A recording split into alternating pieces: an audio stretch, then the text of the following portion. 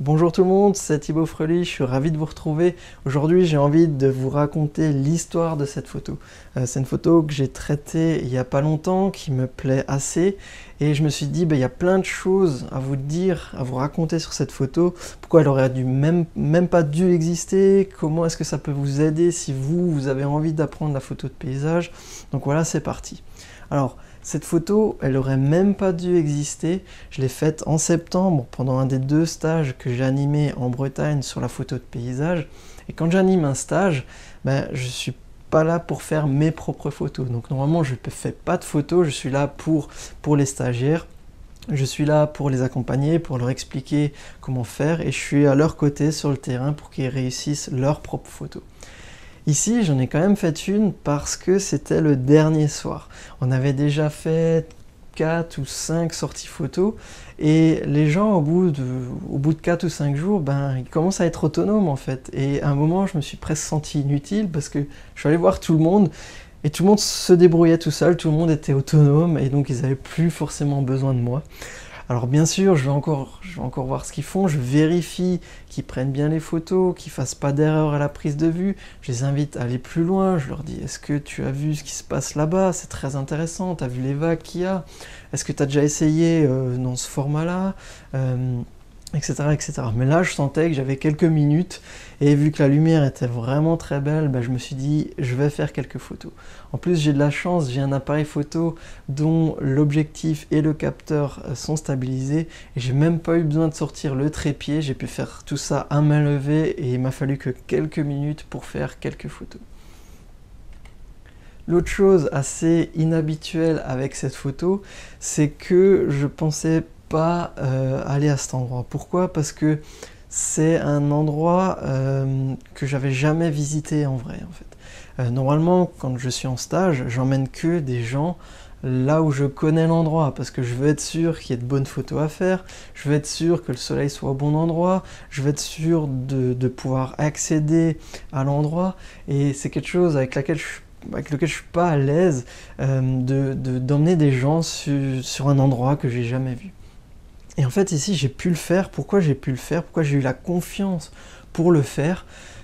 C'est parce que j'avais bien repéré. Le repérage, c'est quelque chose de fondamental en photo de paysage.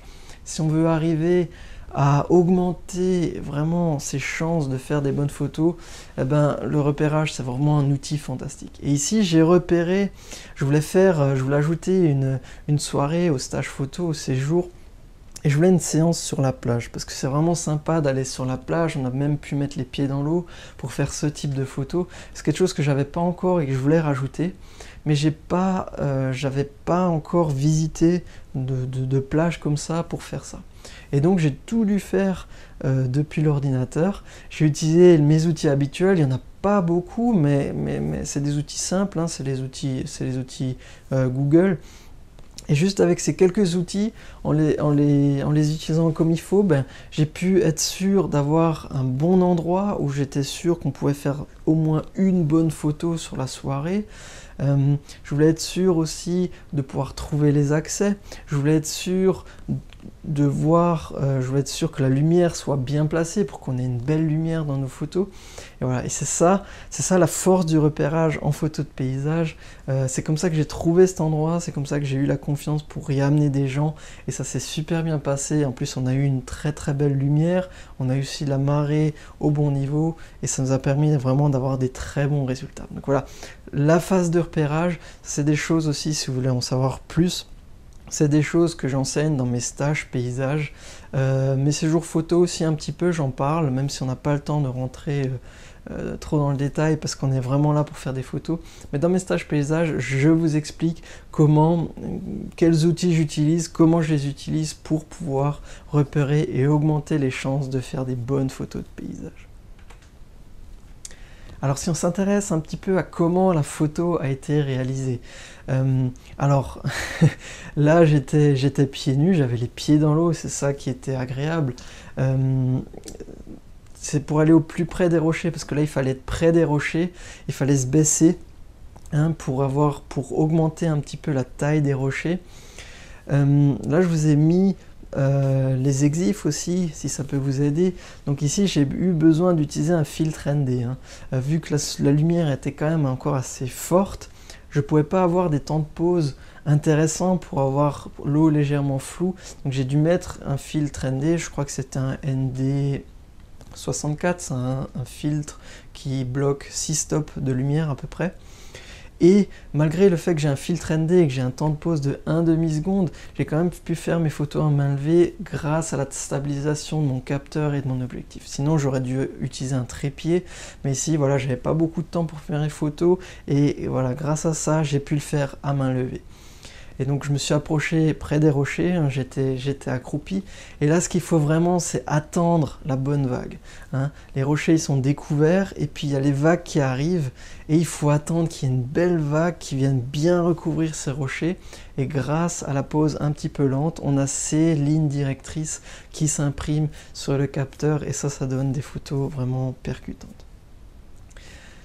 Voilà pour la partie prise de vue, ça c'est aussi des choses que j'explique dans les stages et dans les photos, il n'y a rien de très compliqué.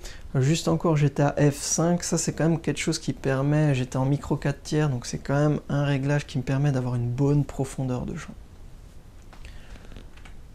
Ensuite la photo, là vous avez la photo brute. Cette photo, pour qu'elle soit, pour qu'elle me plaise tout simplement, pour avoir un bon résultat, j'étais obligé de passer par la phase de post-traitement. En photo de paysage, c'est une phase très importante parce que là, on voit le résultat que peut me donner l'appareil photo. Mais l'appareil photo, il n'est pas aussi performant que mon œil, il ne voit pas le monde comme moi. Et quand on a des contre-jours comme ça, en photo de paysage, on est obligé de passer par la phase de post-traitement pour pouvoir rééquilibrer tout ça et que la photo ressemble un peu plus à ce qu'on peut voir avec nos yeux. Ici, j'ai sous-exposé la photo. Ça, c'est aussi des choses que j'explique dans les stages et dans les cours. Pourquoi est-ce que j'ai plutôt tendance à sous-exposer que surexposer pour les photos de paysage?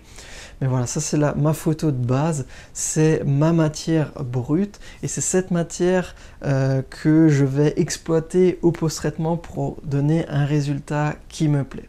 Alors, ce que j'ai commencé par faire, j'ai commencé par équilibrer les tons.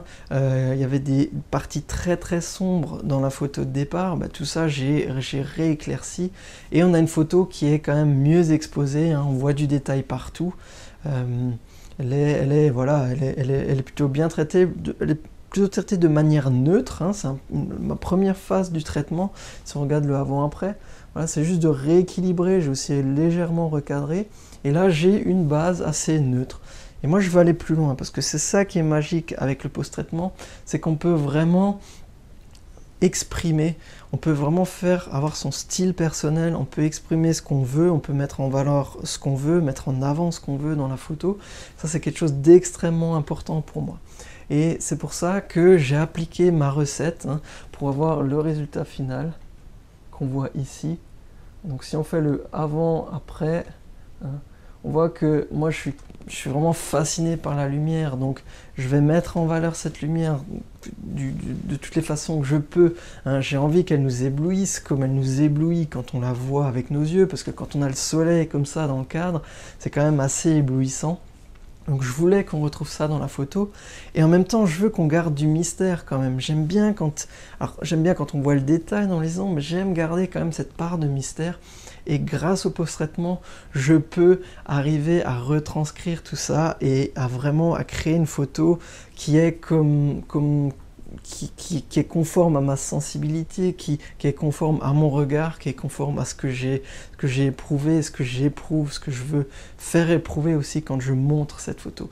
Donc ça, c'est vraiment une étape vraiment clé dans le processus de production photographique, en tout cas de photographie de paysage, c'est la phase de post-traitement.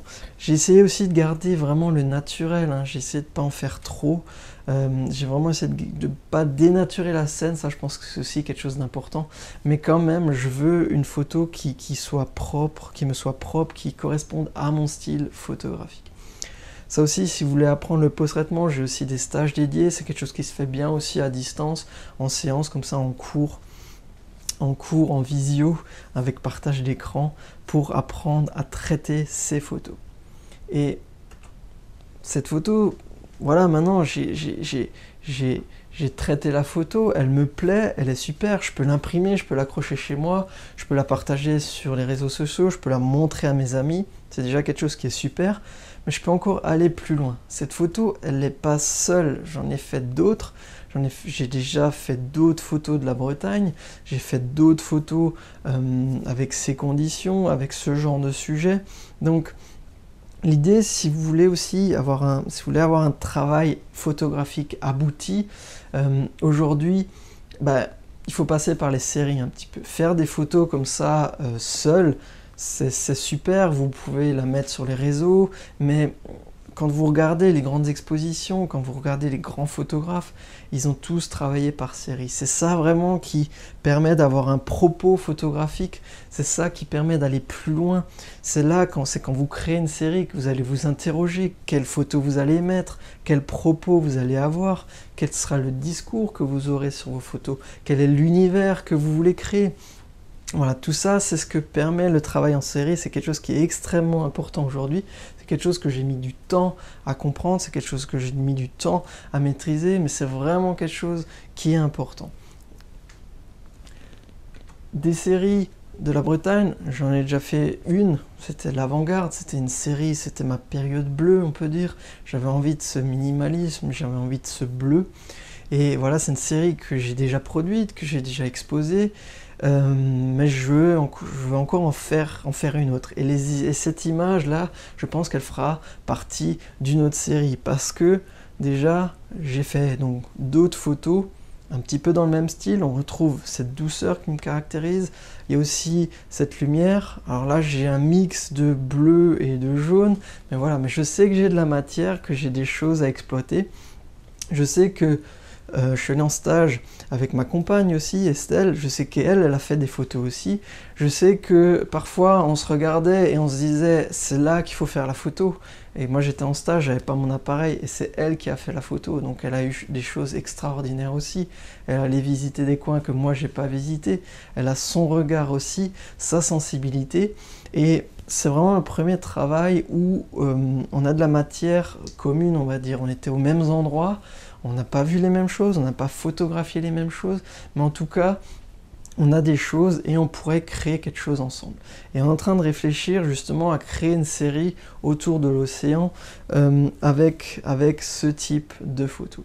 Donc voilà, la série, c'est vraiment quelque chose de fantastique, et je vous invite, c'est ça qui ouvre les portes des expositions aussi, hein, parce que vos photos, si elles restent sur votre téléphone ou sur votre ordinateur, c'est dommage. Si vous créez une belle série, que vous postulez à des salons, que vous postulez ou même dans votre club, si vous pouvez les exposer, voilà, vous créez une belle série, vous faites des beaux tirages, vous pouvez les exposer.